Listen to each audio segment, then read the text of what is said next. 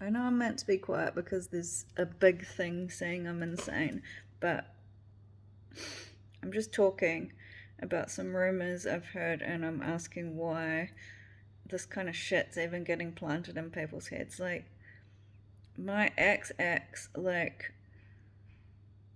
why did he drag me into that stuff? Like, I don't even want to be part of it. I'd already moved on from him. That's what pisses me off about him. But I thought he was one of my best friends, and it turns out that I'm an idiot about that. It didn't matter how much I slaved over him when I actually needed him because I think his mates fucking did this crime to me. I just like turned around and acted like I'm like, what did he say? I only contact him when I need something. Is that what he said? Fuck off, man. He's such a liar, man. It's so unfair because all I did was like cook and clean and look after him. So even when my mum came, he made me drop everything. Like, I hadn't seen my mum for 5 years. I was fucked off with him because he just wouldn't leave me alone while I had this dinner. They contacted me and made me go see him, like, drop everything. And I was like, I don't want to. I was getting really upset. And he's like, you don't care about me. You need to come here now. How dare you? Blah, blah, blah. I'm the one that got us this apartment. So I had to drop everything to go see him. And then he just kicked me out because he was pissed off. It was a big power trip for him. You don't see that side though, eh? Like, he's so nice. He's such a lovely guy. Anyway, yeah, and as for like, John, I only knew him for 7 weeks. How do you know if it was love? We were just like getting to know each other. Is that like a crime? Who the hell puts you in a fucking like a love competition? What a dick. I didn't fucking ask for that, eh? I was never like an asshole to him, but he did some questionable things and I got really fucked off because I was like, well, what, like, not fucked off. I actually got really upset because something happened um, where I felt violated. And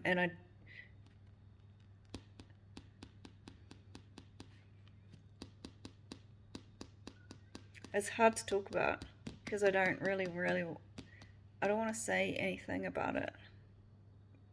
But it was something quite huge and impacting, and that made me go off by myself. Anyway, I went off by myself and went off and like had some adventures by myself, and just like move on and look at different perspectives. So that's all that happened there, and then I'm hearing at December I contacted him because my landlord was abusing me and making fun of me and actually putting me down and putting labels on me that didn't belong to me with her own issues.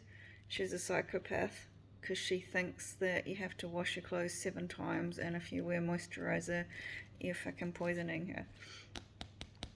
So he came up when I'm staying out in the outback as him using me for sex, and I said it wasn't based on sex to her, and she was like, he used you for sex and he's this young guy and he's doing all this, and it's like, hey, you've actually crossed my boundaries. I don't need that in the house. Like, and actually it's illegal. She did a lot of illegal stuff.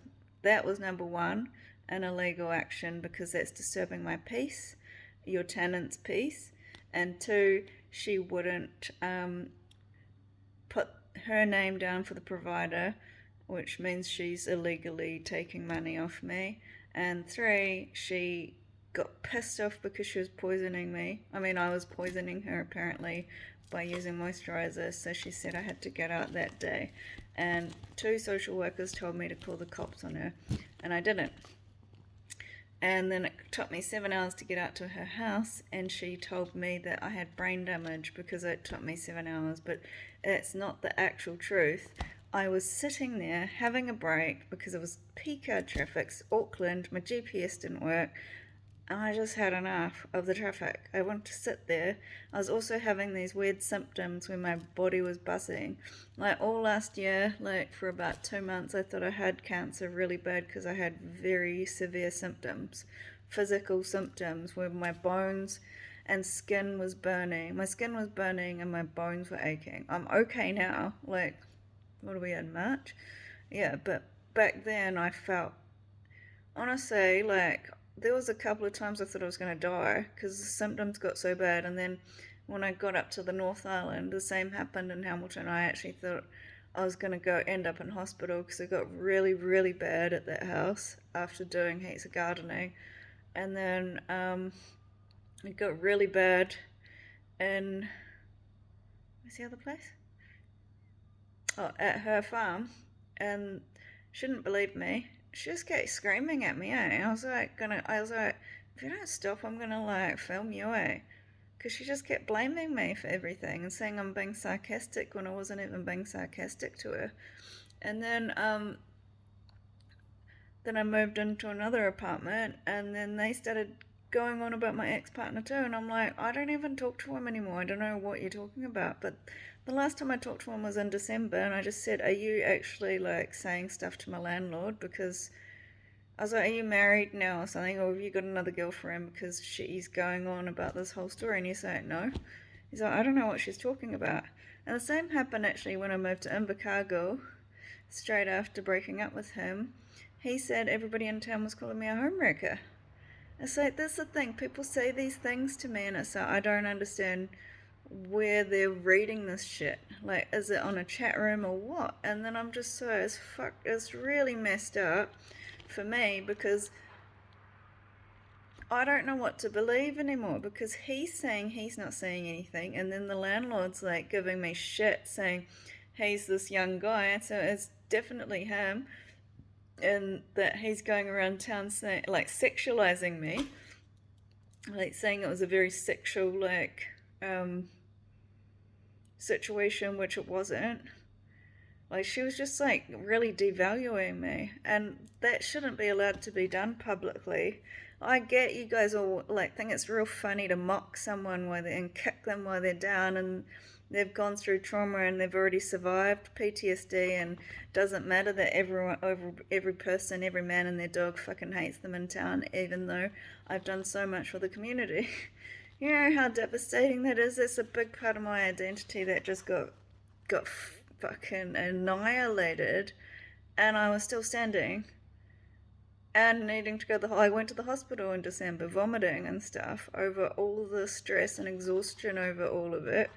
And you know, I'm hearing that they just were taking photos of me and mocking my face. Have you seen all this shit, eh? Like, honestly, like, I really hope you can stand up and do the right thing because it was so abusive. You have no idea how much my face got destroyed in a situation, and that I was so humiliated without anybody in the public saying anything. That was just me privately.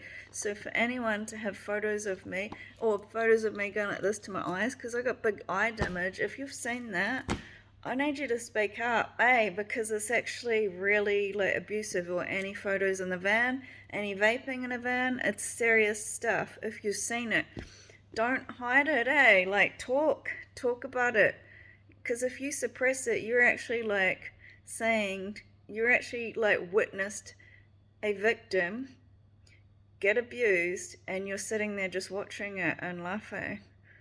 Like, it's actually violating someone's privacy, and like they're editing shit. Like, that's what I'm gonna say. I know it sounds nuts, but some people said to me some stuff in housing that concerns me, it disturbs me.